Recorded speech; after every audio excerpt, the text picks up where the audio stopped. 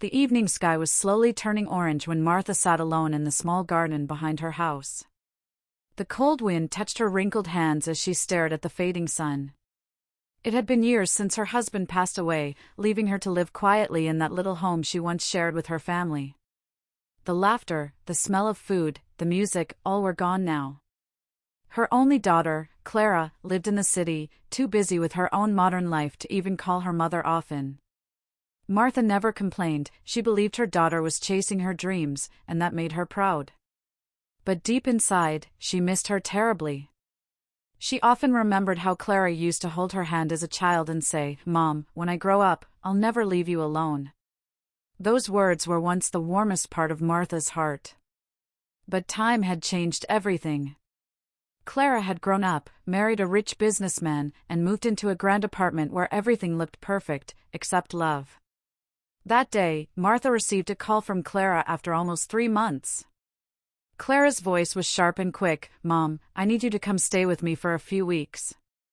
Our maid left suddenly, and I can't manage everything alone." Martha smiled faintly. Even though her daughter's tone wasn't warm, it was still a chance to see her. "Of course, dear. I'll pack tonight and take the early bus." As she packed her small bag, she felt both happy and nervous. She wanted to see her daughter, but she also feared being a burden. Her clothes were simple and old, her shoes worn out. She looked into the mirror and sighed at the wrinkles spreading across her face. For a moment, she whispered to herself, "I still remember that night." It was the night she gave birth to Clara, holding her tiny hands and promising never to let go. She remembered the smell of baby powder, the small cries, the sleepless nights. And now, years later, that same little girl barely looked at her. The next morning, Martha reached the city. The streets were crowded, lights flashing, people rushing. Everything felt too fast for her tired eyes. She reached Clara's building, a tall glass tower that looked like it touched the clouds. Martha stood outside for a few seconds, amazed and a little scared. When the elevator opened on the 10th floor, Clara appeared, beautiful, well-dressed, holding her phone. But her face looked cold. "Mom, finally," she said, hugging her half-heartedly. "Come in quickly. I'm on a call." Martha stepped inside quietly. The apartment was huge, white walls, shiny floors, modern furniture. Everything was perfect, but it didn't feel like home. She placed her small bag near the couch and waited. When Clara finished her call, she turned to her mother and said, "Mom, listen. I'm busy these days. You can help with cooking and cleaning, okay? I'll tell you what to do." Martha nodded. "Of course, dear. I'm happy to help." Days passed, and Martha did everything: cleaning, cooking, folding clothes. She woke up before sunrise and slept late at night. She never complained, not even when her back hurt or her knees trembled. But what hurt most was the way Clara treated her. Whenever her friends visited, Clara would pretend Martha was just a helper. One evening, Clara's friends came over for dinner. They were all dressed beautifully, laughing and sipping wine. Martha stood in the kitchen, quietly serving food. When one of the friends asked, "Who's that lady?" "She looks kind," Clara laughed and said, "Oh, just someone helping me for a few weeks." Those words pierced Martha's heart like a knife. She lowered her head and stayed silent, pretending she didn't hear. But her eyes filled with tears. Later that night, Clara entered the kitchen. "Mom, why are you crying?" she asked, not kindly, but with irritation. Martha wiped her tears quickly. "Nothing, dear. Just tired." Clara rolled her eyes. "You should rest more. You're not young anymore. You look, well, kind of old and slow these days." She laughed a little, not realizing how cruel it sounded. Martha froze. Her hands shook as she placed the dishes in the sink. She looked at her daughter and said softly, "Old and slow, maybe.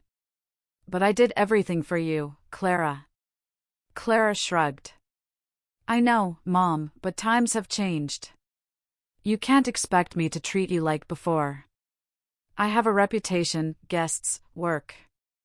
I can't have people thinking I'm living with an old woman all day. That night, Martha sat on the bed in the small guest room, staring at the ceiling. Her heart felt heavy, and tears rolled down her cheeks silently. She didn't know what hurt more, her daughter's words or her coldness. The next morning, she made breakfast quietly and placed it on the table. Clara came out of her room, scrolling through her phone. "Mom, I told you I don't eat oily food," she said in annoyance. "You still don't listen. You're so outdated sometimes." Martha smiled weakly. "Sorry, dear. I forgot." "Maybe it's your age," Clara said coldly. "You forget things now. You're becoming pathetic." That word broke Martha completely. Pathetic. The same mouth that once called her mommy with love now said it with disgust. She walked back to her room slowly and closed the door. Inside, she cried silently for a long time. But something changed that night. Martha realized she had spent her life giving everything to her daughter, and now she was treated like nothing. Her love had turned into her weakness. She sat by the window, staring at the city lights. Somewhere deep inside, a quiet strength started to grow. She whispered to herself, "If she thinks I'm old and useless, maybe it's time she learns what I can still do." The next few days, Martha watched Clara closely. She noticed how her daughter was always busy, always pretending everything was perfect. But behind that perfect smile, Clara looked stressed and lonely. Her husband rarely came home.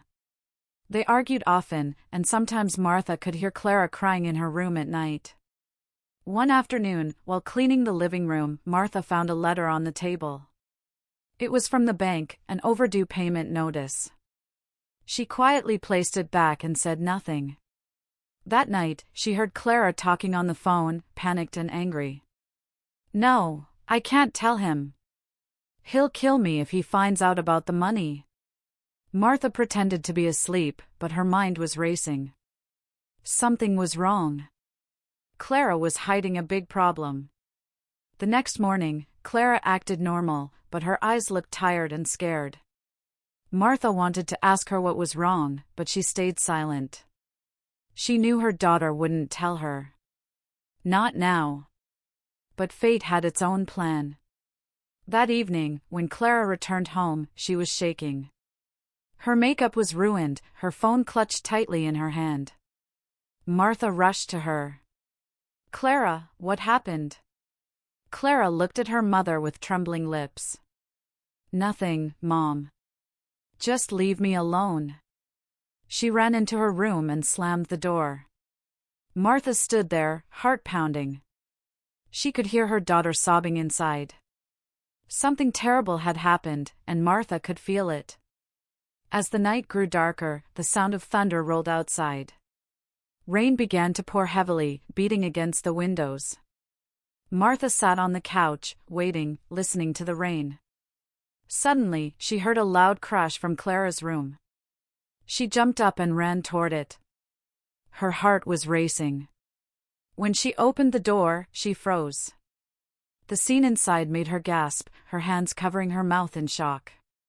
What she saw would change everything forever. Martha stood frozen at the doorway, her heart beating so fast that she could hear it echo in her ears. The room was a mess, drawers pulled out, papers scattered across the floor, the lamp broken beside the bed. In the middle of it all sat Clara, on the floor, her hair disheveled, tears streaming down her face. She held a small bottle of pills in her shaking hands. Martha's breath caught in her throat. "Clara," she cried out, rushing forward. She grabbed the bottle and threw it aside. "What are you doing?" Clara didn't answer. She just covered her face and sobbed uncontrollably. Martha held her close, feeling her daughter's body trembling like a frightened child. "Talk to me, dear," she whispered. "Please, tell me what happened." For a few moments, Clara said nothing. The only sound was the rain pounding against the window. Then, with a broken voice, she murmured, "I can't take it anymore, Mom, everything's falling apart." Martha gently stroked her daughter's hair. "Falling apart? What do you mean, sweetheart?" Clara lifted her head slowly, her eyes red and swollen. "You won't understand. You're from another time. You don't know what it's like to keep up in this world." Martha looked at her with sadness. "Maybe not. But I do understand pain. Tell me, Clara. Tell me what's hurting you." Clara took a deep breath and looked away. "I'm in debt, Mom. Huge debt. I took loans from people I shouldn't have, for business, for appearance, for everything. I wanted to look successful, perfect. But now I can't pay them back. They're threatening me. They said they'll come here tonight if I don't give them the money." Martha's face turned pale. "Tonight?" Clara nodded weakly. "Yes. They called me earlier. I thought it's better to end it before they come." She began to cry again. "I'm so sorry, Mom. I've ruined everything." Martha held her daughter tightly, tears filling her own eyes. "No, Clara. You haven't ruined anything. You made mistakes, yes, but you're still my daughter. We will fix this together." Clara shook her head. "How? You have nothing, Mom. You're old, you live alone, She stopped mid-sentence, realizing how cruel her words sounded again. Martha looked at her daughter quietly. Her heart hurt, but her voice remained calm. "Old, yes. But not useless. I raised you, didn't I? I built a life from nothing when your father died. You forget how strong I had to be."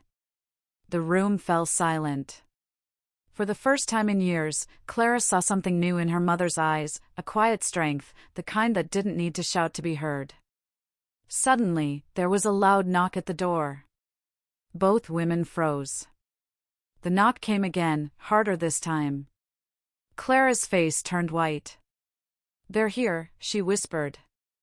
Martha stood up slowly, straightening her back. "Stay here," she said firmly.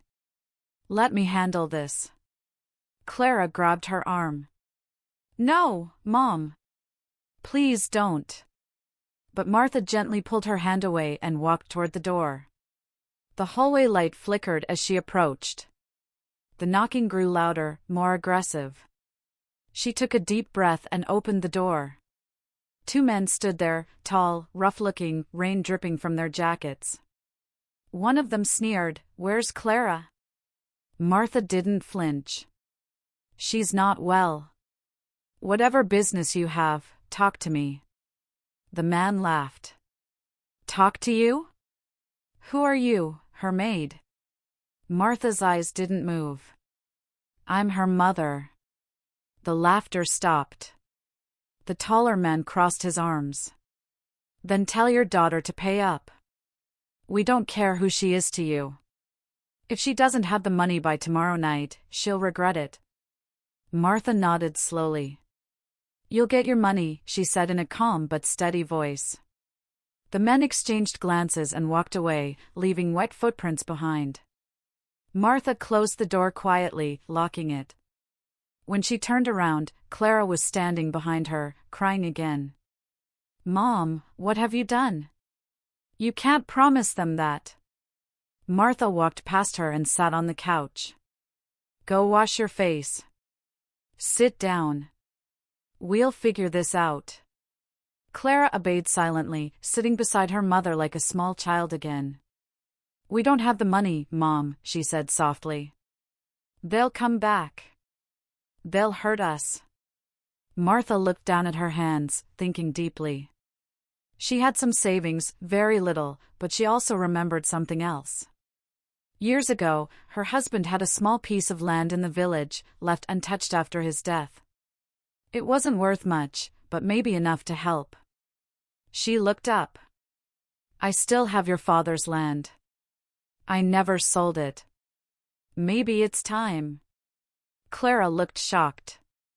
Mom, no. That's all you have left. Martha smiled faintly.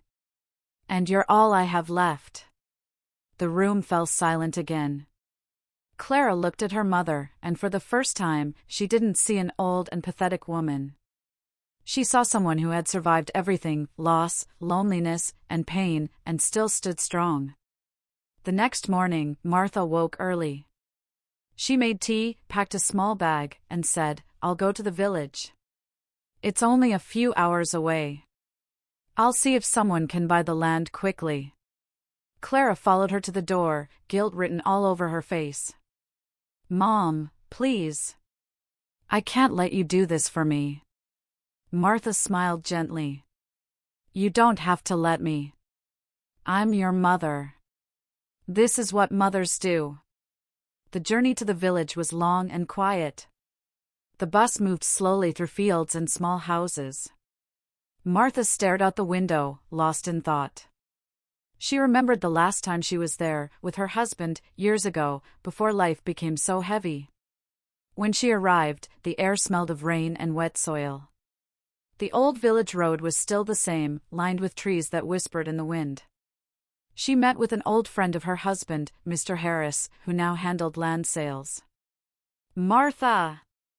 After so many years," he said kindly. "What brings you here?" She explained everything, and his face grew serious. "I can help you, Martha. But you must know, selling it in one day is not easy." Martha nodded. "I don't have a choice. My daughter is in danger." He looked at her for a long moment, then said, "All right. I'll see what I can do." The day passed slowly. By evening, a buyer came, a man looking for farmland near the river. The price wasn't high, but it was enough. Martha signed the papers with trembling hands. As she left, she looked once more at the land, tears filling her eyes. That soil held her memories, her love, her youth. Now she was giving it away for her daughter's safety. When she reached the city that night, it was already dark. She walked into the apartment, soaked from the rain. Clara jumped up as soon as she saw her. "Mom! You're back! Did you?" Martha smiled faintly and handed her the envelope. "It's done. The money is here." Clara's lips trembled as she took it. "Mom, you sold it? Just like that?" "Yes," Martha said softly. "Just like that." Clara hugged her tightly, sobbing into her shoulder. "I'm so sorry, Mom. I'm so sorry for everything I said. You gave up everything for me again." Martha closed her eyes. "You're my child. I'll always protect you, even when you think I can't." The next day, Clara called the men and paid them. They left without a word, and for the first time in months, peace returned to her home. But that night, something unexpected happened. Clara was in the living room when her phone buzzed. It was a message from her husband. "I know what you did. We need to talk." Her heart sank. She hadn't told him about the debt, or that her mother sold the land to save her. Martha came out of her room and saw Clara standing frozen with the phone in her hand. "What's wrong, dear?"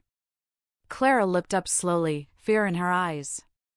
"Mom, he knows." Martha frowned. "Knows what?" Clara swallowed hard. "About the money. About everything." Martha's heart began to race again. She could sense that trouble wasn't over yet. And she was right, because what happened next would not only shake their relationship but reveal a truth Martha never imagined. The room was silent except for the ticking of the clock. Clara stood frozen, the phone trembling in her hands as she read the message again and again. "I know what you did. We need to talk." Her heart felt like it had stopped beating for a second. Martha noticed the fear in her daughter's eyes and slowly walked closer. "Clara," she said softly, "what does he mean? What did you do?" Clara's lips trembled as she whispered, "Mom, I never told Ethan about the loans. I hid everything from him. I wanted to look perfect in his eyes. He thinks I'm doing great, that I'm managing everything fine. But now, somehow, he knows." Martha's face turned pale. "You didn't tell your husband about the debts? Or about me selling the land?" Clara shook her head, her eyes filling with guilt. "No. I was afraid, Mom. He always said he hates weakness. I didn't want him to think I failed." Martha took a deep breath, trying to stay calm. "Hiding the truth only makes it worse, Clara. You should tell him everything before he hears it from someone else." Clara paced the room nervously. "No, I can't. You don't understand him, Mom. He's strict, proud, and cold. If he finds out that I lied, he'll never forgive me." Just then, the sound of the front door unlocking echoed through the hallway. Martha and Clara froze. Ethan had come home early. The air in the apartment suddenly felt heavy. Ethan walked in, tall, dressed neatly in a dark suit. His face looked calm, but his eyes were sharp. He placed his briefcase on the table and looked directly at Clara. "We need to talk," he said, his voice low but cold. Clara swallowed hard and nodded. "Ethan, He cut her off. "Not here. In the study." Clara looked at her mother helplessly. Martha gave her a small nod, silently encouraging her to face him. Clara followed Ethan into the study room, her legs shaking. Martha stayed behind, sitting on the couch, hands clasped tightly together. She could hear their voices faintly through the door, first calm, then rising with anger. "Why didn't you tell me?" Ethan's voice boomed. "Do you have any idea how serious this is?" "I was scared," Clara cried. "I didn't want to disappoint you." "Disappoint me? You lied to me, Clara. You risked our home, our name, our future, and for what? To show off?" Martha stood up, unable to bear the shouting. She walked to the door and gently knocked. "Please," she said softly, "don't fight. It won't help." The door opened suddenly. Ethan stood there, his face hard. "Mrs. Miller, with all due respect, this is between me and my wife." Martha looked at him bravely. "I understand. But remember, she's not just your wife, she's my daughter. And I won't stand here and watch her be destroyed by anger." Ethan sighed and stepped back. "Fine. Come in then. Maybe you can explain why you sold your land to pay off her debt." Clara's eyes widened. "You knew?" she whispered. Ethan threw a document on the table. "Of course I knew. The bank called me this morning. They said there was an emergency land sale under your mother's name. I checked, and everything became clear." Clara began to cry again. "Ethan, please." He raised a hand. "Enough. I'm not angry because you took money. I'm angry because you lied. You could have come to me. Instead, you dragged your mother into this mess." Martha stepped forward calmly. "She didn't drag me, Ethan. I came on my own. A mother doesn't need to be asked to save her child." Ethan looked at her quietly, his anger fading a little. "You're a good mother, Mrs. Miller. But this kind of decision can't be undone." He sat down, rubbing his temples. The silence that followed was long and heavy. Finally, he looked up at Clara. "From now on, I'll take control of everything, our finances, your accounts, all of it. I don't want another secret." Clara nodded slowly, too broken to argue. That night, after Ethan went to bed, Clara sat in the living room with her mother. The dim light from the lamp made their faces look tired and sad. "I ruined everything, didn't I?" Clara said quietly. Martha shook her head. No, dear. You made mistakes, but it's not too late to change. Clara leaned against her shoulder, something she hadn't done since she was a teenager. Mom, how do you stay so calm? After everything I said to you, after calling you old and pathetic, you still saved me. Martha smiled faintly.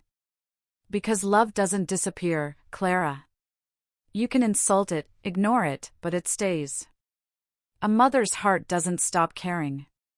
For the first time, Clara wept openly, not out of fear, but regret. She hugged her mother tightly and whispered, I don't deserve you. The next few days passed quietly. Clara tried to fix things with Ethan, acting more gentle and honest. Martha continued helping around the house, though her body was growing weaker from all the stress and travel. Still, she smiled through the pain. But something strange began to happen. Ethan, who once ignored Martha, started behaving oddly polite around her. He would ask about her health, offer her tea, even thank her occasionally. Martha felt confused but said nothing. One afternoon, when Clara was out, Ethan came home early. Martha was in the kitchen, preparing tea. He stood by the counter and said, Mrs. Miller, can we talk? She turned, surprised. Of course. He hesitated for a moment, then said, I found something strange in Clara's financial records. Some of the loans weren't in her name, they were in yours. Martha blinked. In mine? Ethan nodded. Yes. Did you sign anything recently? Maybe she asked you to? Martha thought hard. She did ask me to sign a paper before I left for the village. She said it was for a land record. Ethan frowned. It wasn't. It was a loan agreement. She took another loan using your identity. Martha's heart stopped for a second. No, that can't be true. I wish it wasn't, Ethan said quietly. But I checked the documents. It's all there. Your name, your ID, your signature. Martha felt dizzy. She sat down slowly, clutching the edge of the table. Why would she do that? I thought she learned her lesson. Ethan sighed. She's scared, Mrs. Miller. She doesn't know how to handle failure. She hides it instead of facing it. Martha's hands trembled. She had never imagined her own daughter would put her in such a situation. That evening, Clara returned home smiling, carrying shopping bags. Look, Mom. I got us some new dresses. I thought we could go out tomorrow. But the smile on Martha's face was gone. She looked at her daughter quietly, her eyes filled with hurt. Clara, she said softly, we need to talk. Clara froze. About what? Ethan stepped forward, his face serious. About the loan you took under your mother's name. The color drained from Clara's face. I didn't. Don't lie, Martha interrupted gently.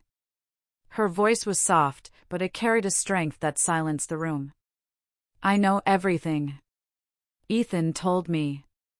Tears filled Clara's eyes. Mom, please. I didn't mean to. I just thought I could fix everything before you found out. Martha's voice trembled, but she held her ground. You used my name, Clara. After everything I did for you. After I sold your father's land to save you. Clara dropped to her knees, crying. I'm sorry, Mom. I was desperate. I didn't want Ethan to think I failed again. I thought I could pay it back soon. Martha looked down at her daughter, torn between pain and love. For a moment, she said nothing. Then she whispered, You've broken my heart, Clara. Not because of the money, but because you no longer trust love. The room fell silent. Ethan turned away, unable to watch. Clara cried harder, holding her mother's hand, but Martha stood still, tears silently falling from her tired eyes. After a long time, Martha pulled her hand away gently. You need to fix this, Clara. Not for me, not for Ethan, for yourself. You're destroying everything beautiful in your life with fear. Clara nodded weakly, sobbing uncontrollably. I will, Mom. I promise. That night, Martha sat by the window, looking at the city lights again. The same city that had taken her daughter away now felt like a cage of lies and noise. She whispered softly to herself, I still remember that night when she called me pathetic. I thought those words were my punishment. But now I see, they were her pain speaking.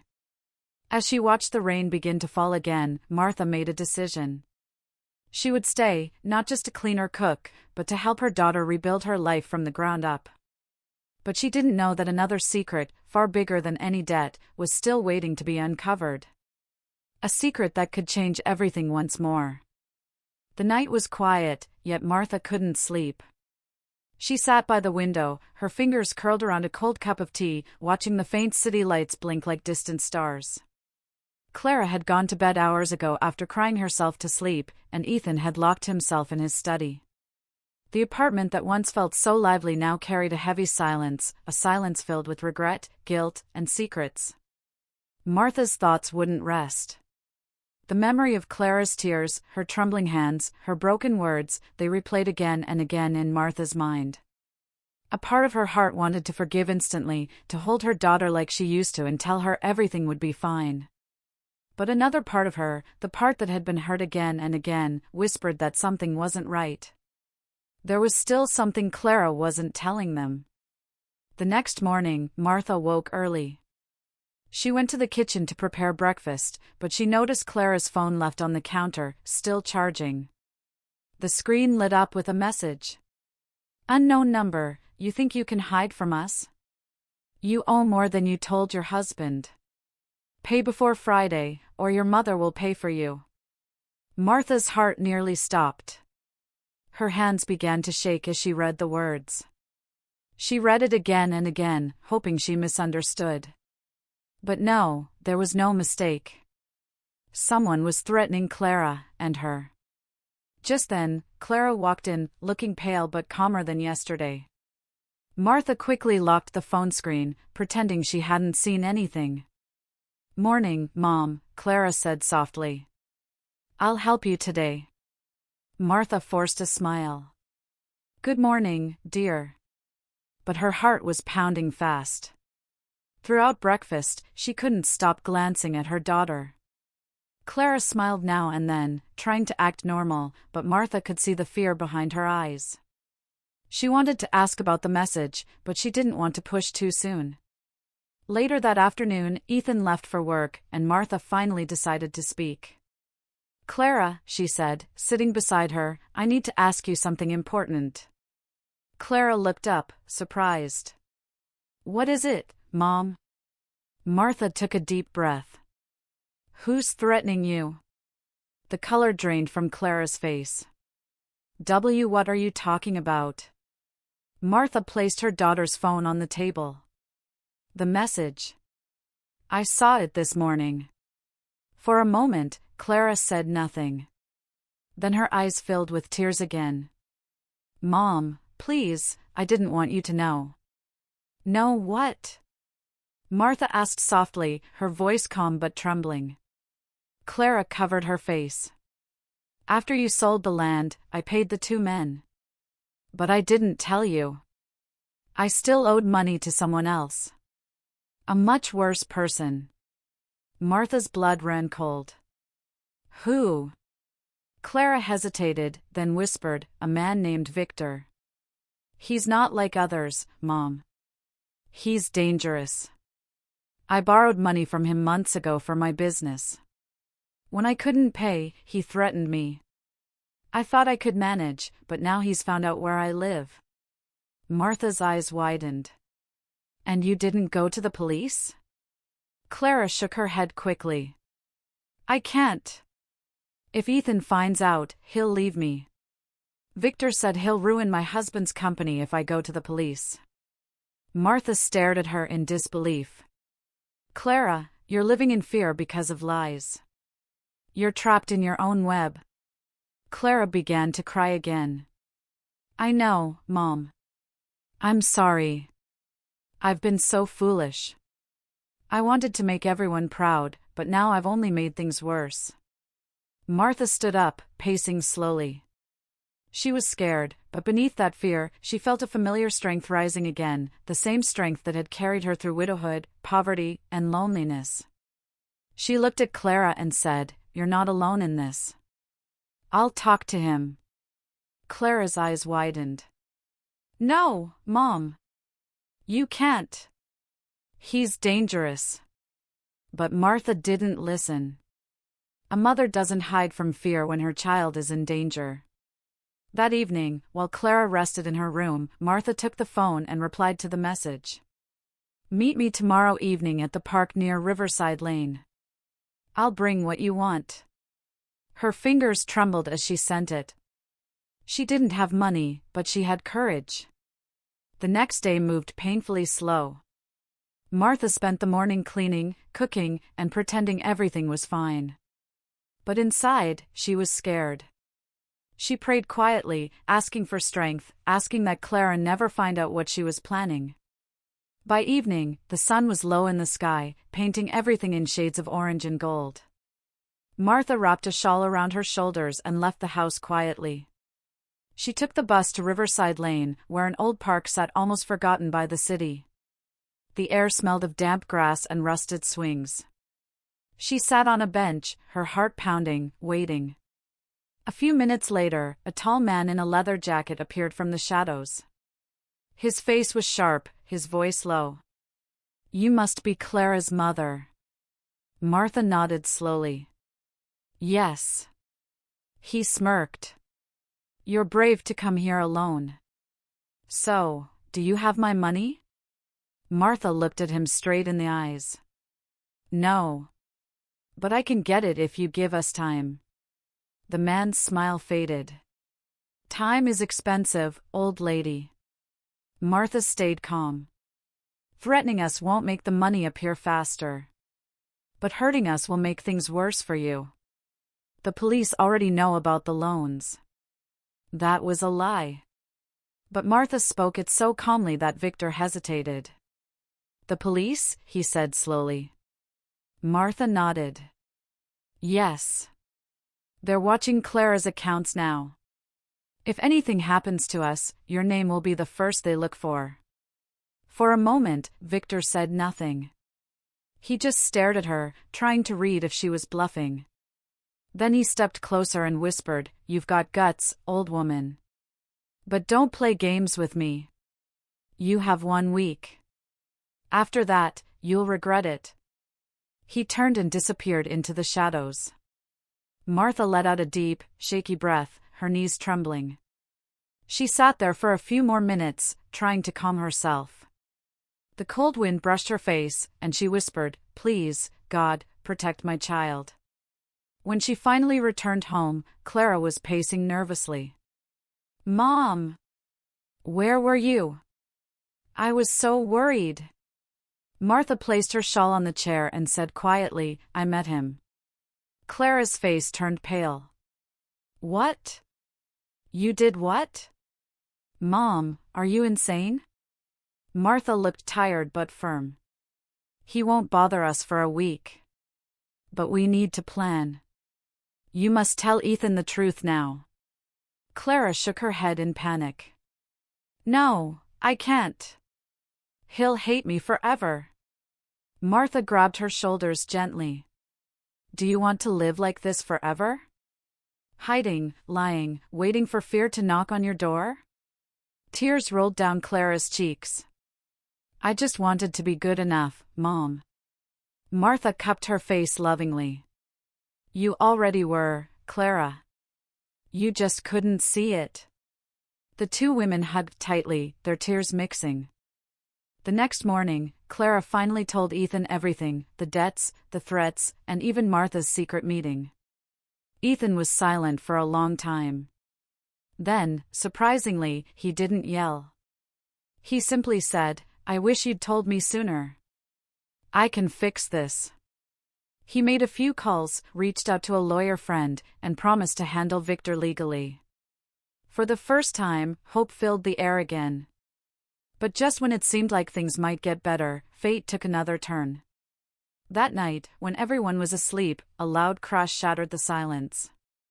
Martha woke up instantly. She heard footsteps in the living room. Her heart raced as she got out of bed. She opened the door slowly and froze. The front door was broken open. Papers lay scattered on the floor. A shadow moved near the window.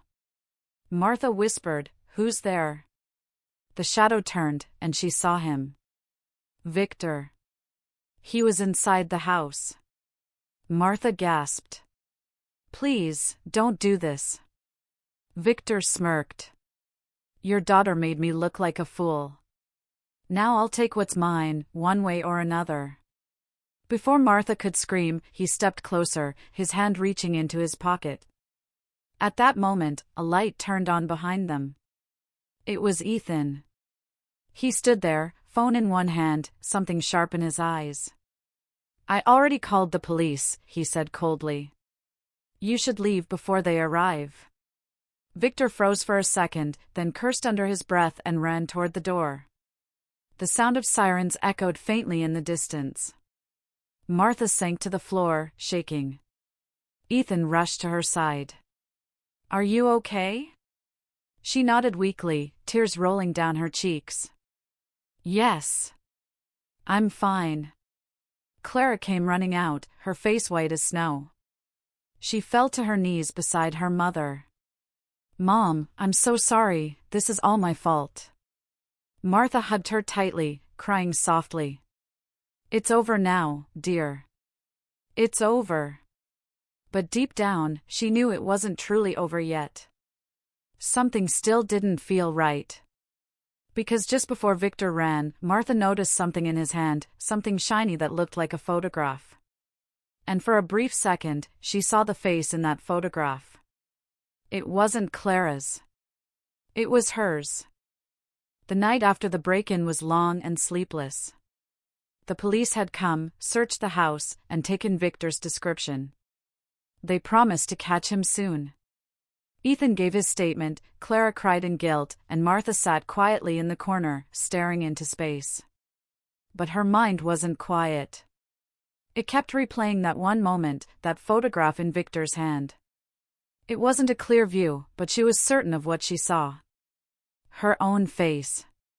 Why would Victor have her photo? What connection could she possibly have with a man like him? The thought filled her with unease. The next morning, sunlight streamed through the curtains, but it didn't bring peace. Ethan had left for the police station to give more details, and Clara was resting upstairs. Martha stood in the kitchen, pouring herself a cup of tea, her hands still trembling slightly. Suddenly, her phone buzzed. It was a message from an unknown number again. "You think the police can save you, Martha? You've forgotten me, but I haven't forgotten you." The cup slipped from her hand, shattering on the floor. Her breath caught in her throat. She stared at the message, her heart pounding in her chest. Forgotten him? Who was he?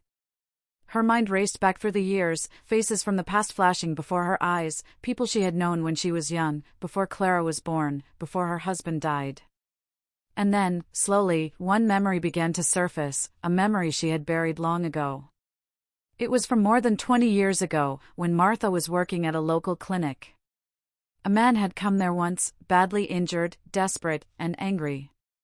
He was hiding from someone. His name was Victor.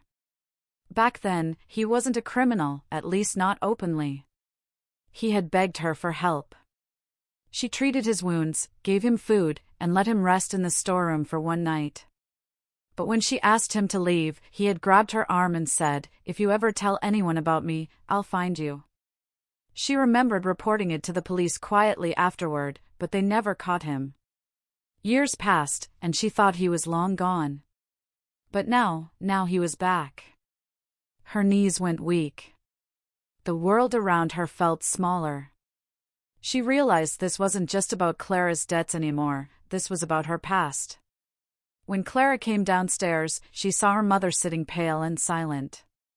Mom, what happened? You look sick. Martha showed her the message. Clara's eyes widened. He messaged you? Oh my God. Martha nodded slowly. He said I've forgotten him. What does that mean? Clara whispered. Martha hesitated, then told her everything about the clinic, the injured man, the threat. As she spoke, Clara's eyes filled with disbelief. So he knew you long before he met me? Yes, Martha said softly. Maybe he planned this from the start. Maybe you were never his real target. Clara covered her mouth, shaking. Mom, what if he came into my life just to reach you? Martha's heart sank. That thought was worse than any fear she'd felt before. Later that day, Ethan returned home. Clara told him everything, and he immediately called the police again. But by the time they tracked Victor's last message, the number was already disconnected. That evening, Martha sat by the window again, her thoughts spinning like a storm. She could hear the faint sound of Clara and Ethan arguing upstairs, Clara blaming herself, Ethan trying to calm her. But Martha's mind was far away, trapped in the shadows of her past. She suddenly remembered something else. When Victor had come to the clinic, he mentioned a woman's name, Rose. He had said, she betrayed me, just like everyone does. At the time, Martha didn't understand. But now, she wondered, who was Rose? Could she be the key to everything? Determined to find answers, Martha went to her old boxes in the attic. She found an old folder labeled Clinic Records. Inside were yellowed papers, faded notes, and one photo, a group picture of the clinic staff from that time. Her eyes scanned the faces until she saw it, Victor. Younger, but unmistakably him. And next to him, a woman with dark hair and kind eyes, Rose. On the back of the photo, written in faded ink, were the words. Rose, staff nurse, 1998. Martha took out her phone and searched the name online. After a few minutes, she found something, an old news article from 2010. Local woman found dead in river, case declared accident. Name, Rose Victor. Martha's blood froze. Rose's last name was the same as his. His wife. Her hands shook as she read the article. It said Rose had drowned after a fight with her husband. The husband, Victor, had vanished. The police had suspected foul play but never proved it. Tears filled Martha's eyes. She realized now why Victor was dangerous. Why he was still angry. Why he said she had forgotten him. She had reported him all those years ago, and because of that, he had been forced to flee. His wife had died soon after. In his twisted mind, he probably blamed her for everything. Now, after all these years, he had come back for revenge. That night, when Ethan and Clara came downstairs, they found Martha sitting in the dim light, holding the old photo. Ethan asked gently, Martha, what's that? She told them everything she'd discovered. When she finished, silence filled the room. Clara's face was pale. So, he's after you, not me. Martha nodded. He used you to get to me. Ethan clenched his fists. Then we're going to end this once and for all. He won't hurt our family again. But as the clock ticked past midnight, Martha couldn't shake the feeling that Victor was still watching. The next day, the police promised to put them under watch for a few days. But that evening, just before sunset, something strange happened. A small envelope was slipped under the front door. Martha picked it up carefully. Inside was a single photograph, a picture of their house taken from across the street, and a note. You can't hide, Martha. You should have helped me when I needed you. Now, I'll make you feel what I felt. Her hands went cold. She looked out the window quickly, but no one was there. When she showed Ethan the note, he called the police again, furious. They said they'd send an officer for the night. But Martha didn't feel safe. She kept glancing at the window, half expecting to see someone in the dark. Every sound made her jump, the rustle of leaves, the hum of the fridge, even the ticking of the clock. Late that night, while everyone was asleep, Martha sat awake on the couch.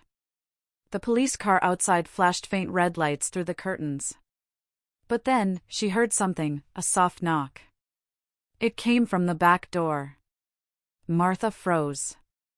The knock came again, slow and steady. She stood up quietly, her heart pounding so loud she could hear it in her ears. She tiptoed toward the back door and whispered, "Who's there?" No answer. She reached for the handle, and suddenly, a voice came from outside. A man's voice. "It's me, Martha. We need to talk." Her blood turned cold. It was Victor. She stepped back, her breath catching. "Leave us alone," she whispered. But his voice was calm, too calm. "You don't understand. It wasn't supposed to be this way. You did this to me." Martha shook her head, tears in her eyes. "You ruined your own life, not me." There was silence for a moment. Then the sound of footsteps fading away. She ran to the window and looked outside, but the yard was empty. Only the faint red lights of the police car glowed in the distance. She sank to the floor, trembling. Upstairs, Clara heard her cry and ran down. "Mom, what happened?" Martha hugged her tightly, unable to speak. And as she clung to her daughter, she whispered, "He's not going to stop, Clara, not until he finishes what he started." Outside, hidden in the shadows across the street, a figure stood silently, watching their window. His lips curled into a thin smile. Victor wasn't done yet. The night Victor returned to the back door, Martha barely slept. Every sound made her jump. The whisper of wind against the window, the ticking of the clock, everything sounded like footsteps. The fear that Victor was near wouldn't leave her. By morning, her face looked pale, her eyes tired, but she tried to act calm for Clara and Ethan. "You both should go to work." "I'll be fine," she said softly, though her hands trembled as she poured tea. Ethan shook his head. "No, Martha. You're not staying alone today. I already called the police. They said they'd send an officer to stay nearby for a few days." Martha smiled weakly. "That's good." Clara sat beside her, holding her hand. "Mom, please don't be scared. He can't do anything now. The police are watching." But deep inside, Martha knew fear doesn't disappear just because someone says it will. It hides under your skin, waiting for the night. That day passed slowly. An officer came in the afternoon, checking the locks, the windows, and promising to keep watch. Clara and Ethan both tried to keep the atmosphere normal, cooking dinner together and playing soft music. But Martha's eyes kept drifting toward the window. When night came again, the silence grew heavier. Around midnight, everyone finally went to bed. The police car still stood outside, its faint red light blinking through the curtains. Martha lay in her bed, her mind restless. She tried to close her eyes but couldn't. So she got up, walked to the window, and looked outside. At first, she saw nothing but darkness and the dim glow of the streetlight. But then, her eyes caught something, a flicker of movement near the trees across the street.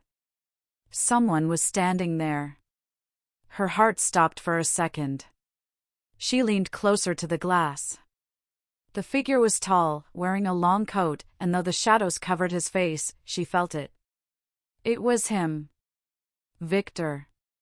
He was watching the house again. Martha froze, not knowing what to do. Then, suddenly, the figure raised something. It looked like a small piece of paper, and then turned, walking away into the dark. The next morning, the officer searched the area but found nothing. No paper, no footprints, nothing. It was as if Victor had vanished into thin air again. Martha began to feel trapped, not just in her home, but inside her own fear. Every window, every door, every shadow felt like it hid his face. Clara tried to cheer her up. She suggested they visit Martha's old friend from church, Mrs. Harris, who lived a few streets away. Maybe some fresh air will help, Clara said with a small smile. Martha agreed, though her heart was still uneasy. That afternoon, they walked together.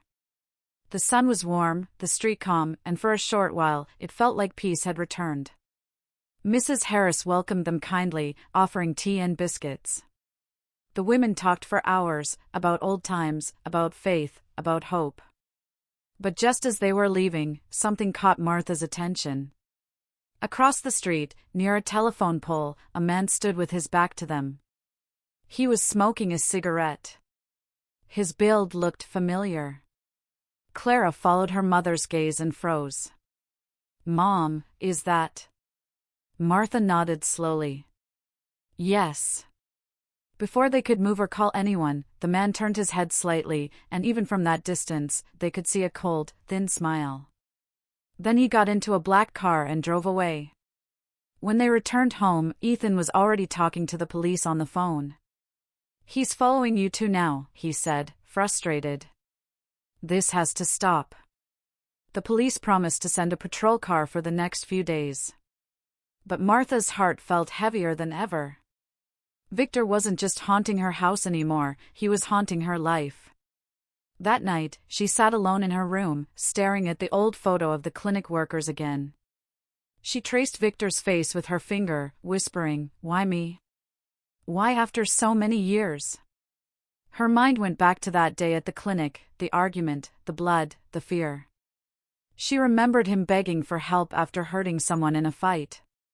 She remembered calling the police secretly. She had done what was right. But now, decades later, it was coming back like a ghost that refused to die. The next evening, Clara suggested something unexpected. "Mom, maybe we should leave town for a few days. Just go somewhere safe. A small hotel, maybe out in the countryside. Let the police handle things from here." Ethan agreed. "It's a good idea. I'll make the arrangements." They packed quickly. By nightfall, they were on the road, heading to a quiet town about 2 hours away. Martha sat in the back seat, watching the city lights fade. For the first time in weeks, she felt a small bit of relief. They reached a small guest house surrounded by trees and silence. The owner, an old man, gave them 2 rooms and a kind smile. "Don't worry," he said. "It's peaceful here." For 2 days, everything seemed calm. They walked by the river, had breakfast on the porch, and even laughed a little. Martha felt like maybe, just maybe, the nightmare was ending. But on the 3rd night, something happened that shattered that small hope. It was around midnight when Martha woke up. The power had gone out. The room was dark, except for the faint light of the moon coming through the window. She got up slowly, looking for the candle near her bedside. That's when she heard it. A faint tapping sound. Tap, tap, tap. It came from the window. Her heart raced. She turned slowly, and her breath caught in her throat. A shadow moved outside, tall, familiar, still as stone. Then came a whisper. "You can't run from me, Martha." She froze. The voice was low, cold, and too close. Martha grabbed her phone with shaking hands and tried to call Ethan, but there was no signal. Panic filled her chest. She ran to the door and opened it, just as Clara came rushing in from the next room. "Mom! I heard something." Before she could finish, they both heard it again. The tapping. Louder now. Ethan came running from the other room, holding a flashlight. "What's going on?" "The window!" Martha cried. "He's outside." Ethan ran to the window, shone the light, but there was nothing there. Only trees and the empty yard. They locked the windows and doors and stayed awake the whole night. When morning came, they found footprints in the wet soil outside Martha's window, large, heavy boot prints that led into the woods. The police in the small town came and checked the area, but again, found nothing. Martha sat silently, staring at the trees. She realized then, Victor wasn't chasing her for money. He was chasing her for revenge. And he wouldn't stop until he saw her broken. That evening, she sat by the river alone, her reflection trembling in the water. The wind was cool, and the sky was painted with the last light of sunset. "I can't keep running," she whispered. "If I keep running, he'll never stop." When she returned to the guest house, Clara noticed something in her mother's eyes: determination. "Mom," Clara said quietly, "what are you thinking?" Martha looked at her and replied, "I'm thinking it's time I face him. No more hiding." Clara shook her head in fear. "No! You can't." But Martha interrupted, her voice steady. "He's destroying our peace, our lives. I need to end this, once and for all." Ethan stepped forward, concerned. "And how do you plan to do that?" Martha looked at both of them. "By giving him what he wants, a meeting. But this time, on my terms." They both stared at her in shock. She added quietly, "He wants me? Then I'll be ready for him." Outside, the wind whispered through the trees, carrying a strange stillness. Somewhere far off, an owl hooted in the dark. Martha's decision had been made. And deep in the shadows of the woods, Victor stood silently, watching the light in her window. He smiled faintly, his cold eyes glinting in the dark. "Soon," he murmured. "Soon, she'll remember everything." The next morning, the air in the guest house felt heavy and cold. Clouds hung low over the hills, and a soft drizzle coated the windows. Martha sat by the breakfast table, her hands wrapped around a cup of tea that had already gone cold. She had barely slept, but her mind was sharp, clear with a single thought: it was time to end this. Ethan and Clara sat across from her. They could see the determination in her eyes, a quiet fire that neither fear nor exhaustion could put out. "Martha," Ethan said carefully, "you don't have to do this. Let the police handle it." Martha shook her head slowly. "The police can't stop him. He always disappears before they arrive. He's been watching us, following us. If we wait, he'll make the next move, and I can't risk that anymore." Clara reached across the table, grabbing her mother's hand. "Mom, please, he's dangerous. You saw what he's capable of." Martha looked at her daughter with soft eyes. "I know, sweetheart. But running has done nothing. This has to end with me. He doesn't want you or Ethan, he wants me." Clara's eyes filled with tears. "You don't have to protect me anymore. You've done enough." Martha smiled faintly. A mother never stops protecting her child. Even when she's old, even when her child thinks she's weak. Her words made Clara lower her head in shame, remembering the cruel words she once said, calling her mother old and pathetic. Those words burned in her heart now, heavier than ever. Ethan leaned forward. "At least tell us your plan. You can't face him alone." Martha nodded. "I won't. But we need to be smart. He expects me to be afraid. I'll use that." She paused for a moment, gathering courage. "I'll message him. Tell him I want to meet, one last time, and end this quietly. We'll choose the place, and the police will be ready nearby." Clara's breath caught. "You're going to lure him?" "Yes," Martha said softly. "He's hunting me, now it's time to turn it around." Ethan hesitated, then nodded. "All right. But I'm not letting you go there alone." Martha agreed, though deep inside, she already knew, when the time came, she would face Victor herself. That afternoon, they called the local officer and explained their plan. The officer agreed cautiously. "If he replies to your message, we'll set up a team nearby. But you must not take any risks." Martha understood. She took a deep breath and sent the message. "Martha, you win. Let's end this." Meet me tomorrow at 6 p.m. by the old bridge near Willow Lake. No police. Just you and me. Then she waited. Hours passed. Evening came. The rain continued to fall softly, tapping against the windows like a quiet warning. But just before midnight, her phone buzzed. Victor, finally. I knew you'd remember. Tomorrow. 6 p.m. Don't try to trick me. Martha stared at the screen, her hands trembling slightly.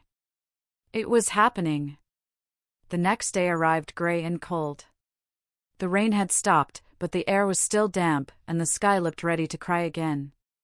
Martha wore her old shawl and simple dress, the same one she used to wear when working at the clinic. She said it made her feel brave. Clara followed her everywhere that morning, nervous and restless. Mom, I don't like this, she whispered. What if something goes wrong?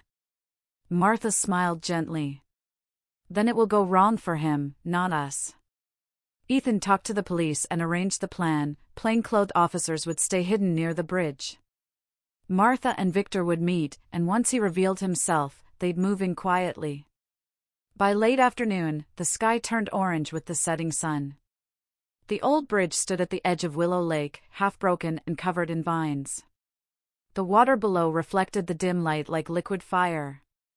The place was quiet, lonely, perfect for an ending. Martha arrived first, walking slowly along the muddy path.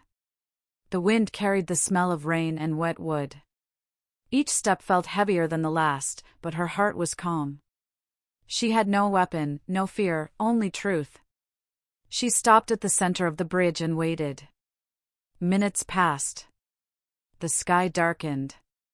Then she heard it, footsteps. From the shadows on the far side, a man appeared. Victor. He looked older than she remembered, lines on his face, dark circles under his eyes, but his stare was still cold, burning with anger. So, he said slowly, his voice low and bitter. You finally decided to stop hiding. Martha stood straight. I'm not hiding anymore. Victor took a step closer. You think this ends with a conversation? After what you did? I did what was right, she said firmly. You hurt people, Victor. You scared them. I couldn't let you continue. His jaw tightened. You ruined my life. After you reported me, I had to run. Rose, he stopped, his voice breaking. Rose died because of that. I lost everything. You made me a ghost. Martha's eyes softened. No, Victor. You made yourself that. You chose violence. I chose honesty. Victor's eyes flashed with rage. You don't get to decide what's right and wrong for me. He stepped closer again, his hands clenched. Martha didn't move. I'm not here to fight you, Victor. I'm here to forgive you. That word hit him like a stone. He froze for a second, staring at her in confusion. Forgive me? Yes, Martha said quietly. You've lived in anger for too long. You've lost everything because you never learned to let go. You think I'm your enemy, but the truth is, you've been destroying yourself all these years. Victor shook his head violently. No! You don't understand what it's like to lose everything. Martha's eyes filled with tears. I do. I lost my husband. I lost my peace. I almost lost my daughter. But I didn't let pain make me cruel. For a moment, silence filled the air, only the soft sound of the wind and the distant ripple of the water. Victor's face twitched. His eyes glistened for just a second, as if some old piece of humanity still lived inside him. But then, it was gone. He reached into his coat.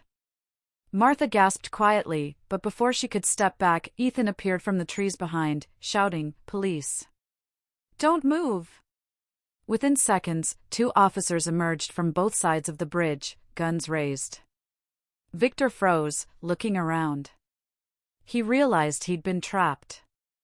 "You tricked me," he hissed. Martha shook her head sadly. "No, Victor.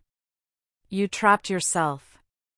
This was always going to end like this." For a moment, Victor looked like he might run. But then, slowly, he dropped what he was holding, not a gun, but a small knife, and raised his hands. The officers moved forward, handcuffing him. As they led him away, Victor looked at Martha one last time. His eyes were tired now, filled not with hatred, but with something else, emptiness. "You think you've won," he said quietly. "But the past never dies." Martha met his gaze calmly. "Maybe not. But we can choose to stop carrying it." As the police car drove away, the rain began to fall again, soft, steady, washing the dust from the wooden bridge. Ethan came to Martha's side, wrapping his arm around her shoulders. Clara ran up, tears streaming down her face, and hugged her tightly. "It's over, Mom. It's finally over," she whispered. Martha held her close. "Yes, my dear. It's over." They stood there together, the three of them, under the rain, broken but healing, frightened but free. As they walked back toward the car, Martha looked up at the dark sky and whispered, "Thank you, Lord, for giving me the strength to face my fear." But just as they reached the car, Ethan's phone rang. He answered. It was the officer from the police station. "Sir," the officer said, his tone uneasy, "you might want to come down here. We found something in Victor's car." Ethan frowned. "What is it?" The officer hesitated. "A box, full of letters. All addressed to Martha." Ethan's face went pale. "Letters?" "Yes," the officer said. "From over 20 years ago. Some of them talk about someone else connected to the clinic." Ethan turned to Martha slowly, concern in his eyes. "Martha, there's more to this." Martha felt her stomach twist. "What do you mean?" Before he could answer, thunder rolled through the sky. The storm wasn't over yet. The rain fell harder as Martha, Clara, and Ethan drove toward the police station. The wipers moved quickly, pushing away the heavy drops, but nothing could clear the tension that filled the car. The news about the letters had changed everything. Martha sat quietly in the back seat, her fingers twisting the end of her shawl. She tried to calm her racing heart. What could be in those letters? Why would Victor keep them for more than 20 years?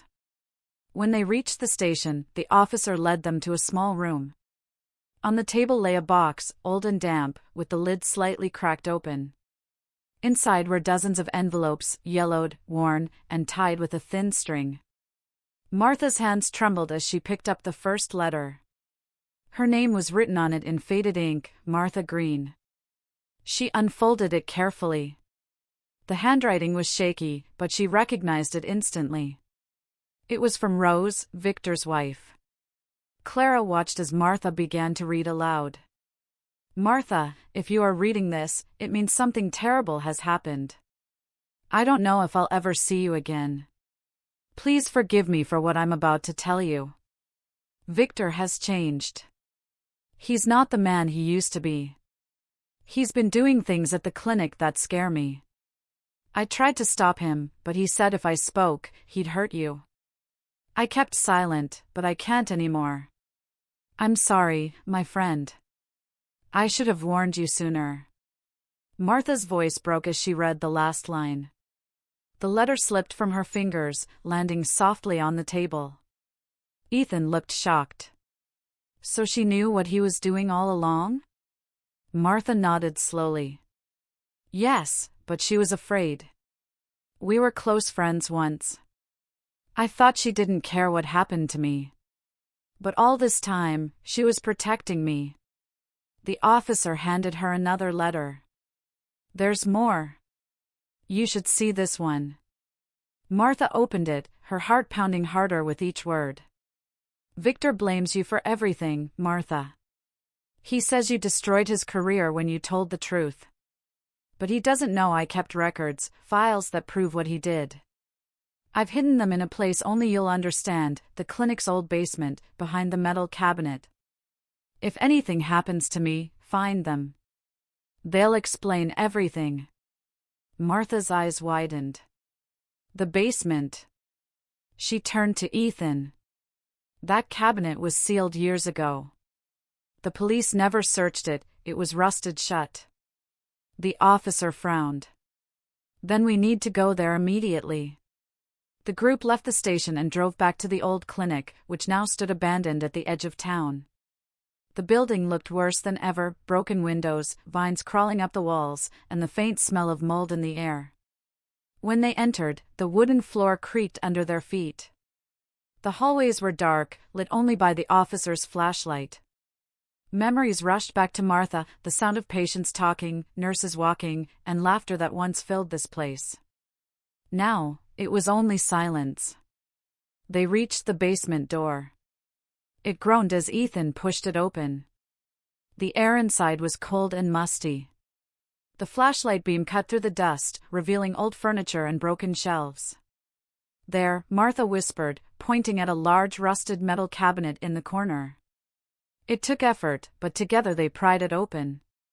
Inside, behind a few old files and boxes, they found a small tin container. Inside the tin were several documents, hospital records, signed forms, and photographs. The officer examined them closely. "These are medical files," he said. "But they're forged. Look, fake signatures, wrong patient numbers." Ethan leaned closer.